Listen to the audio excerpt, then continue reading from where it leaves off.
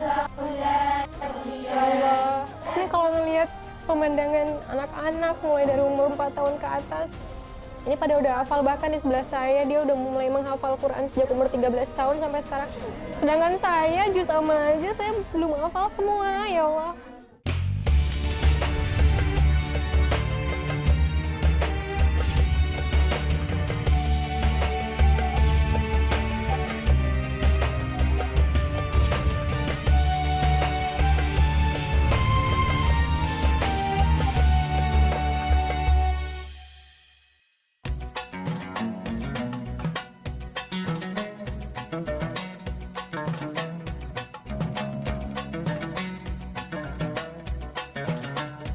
Saya kembali melanjutkan perjalanan Jazirah Islam, mengangkat kisah Muslim dari berbagai belahan dunia.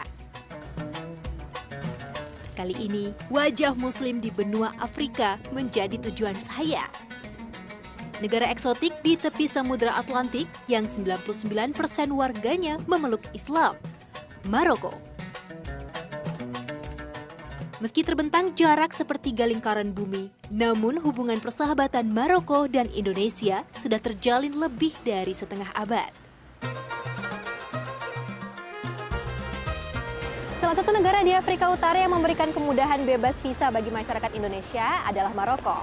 Ya, karena Raja Muhammad V ingin agar masyarakat Indonesia terasa seperti rumah sendiri di Maroko. Nah, selain itu juga ternyata Presiden Soekarno merupakan presiden pertama yang melakukan kunjungan kenegaraan ke negeri Maghrib ini. Oleh sebab itu, Raja Muhammad V memberikan penghargaan kepada Presiden Soekarno dengan menggunakan namanya sebagai nama jalan di salah satu jalan di ibu kota Rabat. Nah, untuk balasannya Indonesia menggunakan nama kota di Maroko yaitu Casablanca sebagai nama jalan di Jakarta Selatan.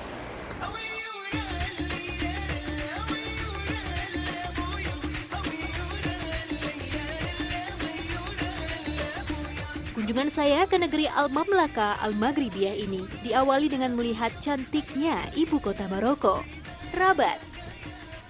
Kota yang dikenal dengan julukan 1000 benteng ini memang sungguh mempesona. Reruntuhan benteng serta bekas kerajaan ribuan tahun lalu ini terbentang cantik dan menjadi ciri khasnya.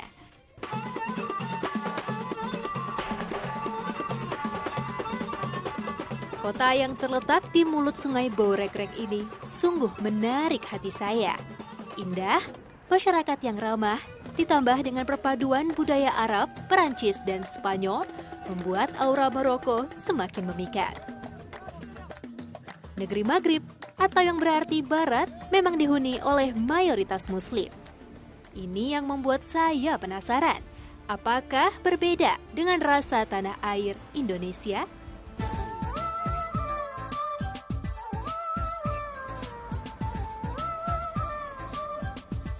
Langkah kaki mengantar saya ke daerah Saleh, 30 menit dari pusat ibu kota Rabat. Saya mendapat informasi jika di daerah ini terdapat rumah hafiz, tempat para penghafal Quran. Maroko memang terkenal sebagai negara yang paling aktif dalam melahirkan penghafal Al-Quran. Namun tak saya sangka, geliat itu juga muncul di tempat yang dijuluki Bronx-nya kota Rabat. Selamat datang di Rumah Hafiz Quran Darul Feth di Salah, Rabat, Maroko.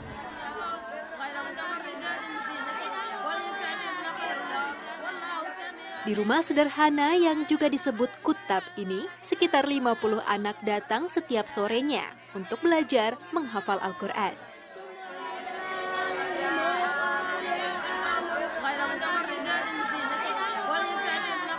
Ya, bukan sekedar belajar membaca, namun merapal ingatan mereka akan ayat-ayat suci Al-Quranul Karim.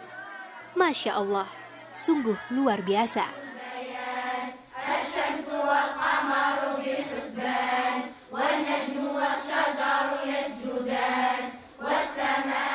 Saya langsung disambut dengungan hafalan Al-Quran. Nama Darul Feth atau Rumah Kemenangan begitu cocok disandingkan dengan anak-anak ini yang berlomba paling kuat hafalannya. Ada 2 metode menghafal di Kutab Darul Feth. Pertama adalah menghafal lembar demi lembar mushaf Quran.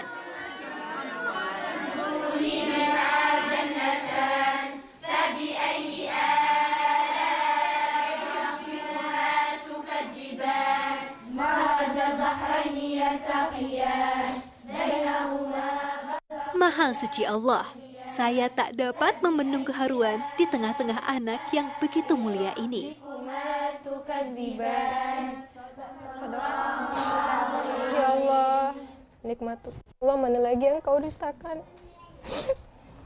Ini kalau ngelihat pemandangan anak-anak mulai dari umur 4 tahun ke atas, ini pada udah hafal, bahkan di sebelah saya dia udah mulai menghafal Quran sejak umur 13 tahun sampai sekarang. How old are you now? 19 years old, dia udah hafal Quran hanya dengan mengulang 4 kali membaca Quran. Sedangkan saya juz amma aja saya belum hafal semua, ya Allah. Astagfirullah. Saya harus banyak belajar dari anak-anak di sini.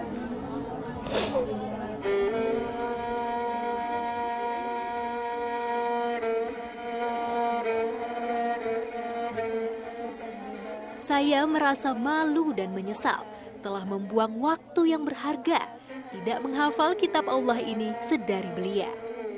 Padahal kemuliaan orang yang menghafalkan Quran itu begitu besar, derajat yang lebih tinggi di surga kelak.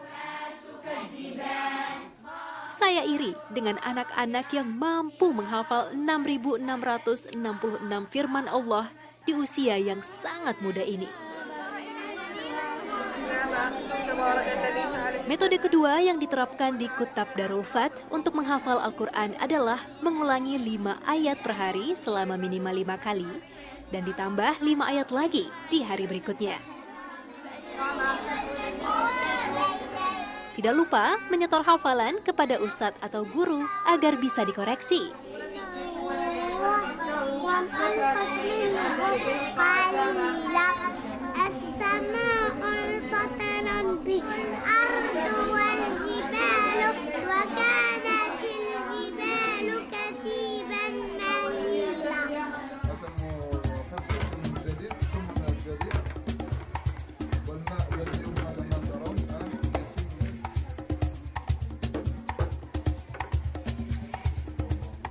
Selain cara tersebut, metode tradisional turun-temurun khas Maroko yang satu ini pun boleh dicoba.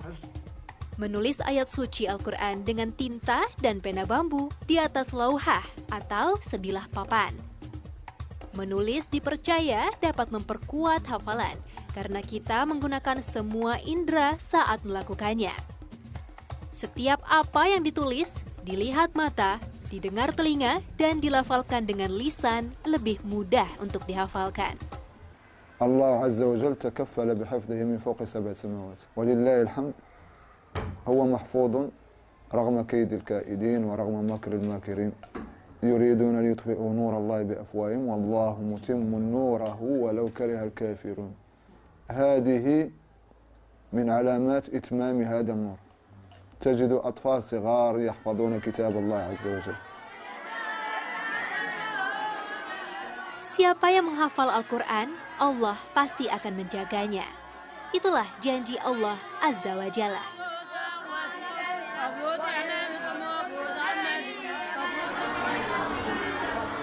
Rumah Hafiz Darul Fath dibuka sejak tahun 2005 dengan jumlah murid yang dapat dihitung dengan jari. Seiring waktu, semakin banyak anak yang tertarik dan mencintai Al-Quran. Kini hampir semua anak yang tinggal di sekitar area kutab ini dapat belajar menghafal Quran tanpa dipungut biaya. Kutab Darul Fath berdiri atas mimpi dari Muhammad bin Wa'dah, seorang penghafal Al-Quran yang kehilangan penglihatannya 25 tahun lalu. يعني أنا لم أولد كفيف. كنت بشكل عادي بصري بشكل عادي يعني ترعرعت في كتاب قبل تمدرس بدأت حفظ القرآن ولكن بعد 15 سنة وقع لي مشكل في بصري لمدة 2 سنين وأنا أعالج ثم فقدت بصري في تقريبا 1992 مباشرة سبحان الله وجدتني أحفظ القرآن أهتم به اهتماما، يعني كأن الله عز وجل عوضني عن هذه النعمة البصر أنني وجدتني أحفظ القرآن. Huda, istri Habib, juga memiliki peran besar di Kutab Darul Fath. Ia menjadi salah satu guru bagi murid perempuan di usia yang masih cukup muda, 25 tahun. أعوذ بالله من الشيطان الرجيم بسم الله الرحمن الرحيم طه ما أنزلنا عليك القرآن. Selain mengontrol hafalan anak-anak, Habib dan Huda juga menjaga hafalan mereka sendiri agar tidak hilang dengan cara murojaah atau mengulang minimal 30 menit dalam sehari. وهم فيها خالدون لحفظ القرآن مع أنني امرأة متزوجة فحين تحفظ القرآن ضروري من إيجاد الوقت فالعمل ينتهي في الصباح عمل البيت فالمساء يبقى فارغا بالنسبة لي يعني تنظيم الوقت مسألة عادية حين يرتبط بالقرآن الكريم فالقرآن يجد نفسه بالنسبة للنساء توجيه للنساء اللاتي يرغبن في حفظ القرآن الكريم.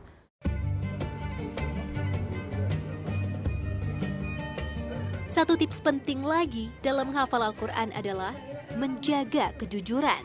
Karena jika sering berbohong, maka lunturlah hafalannya.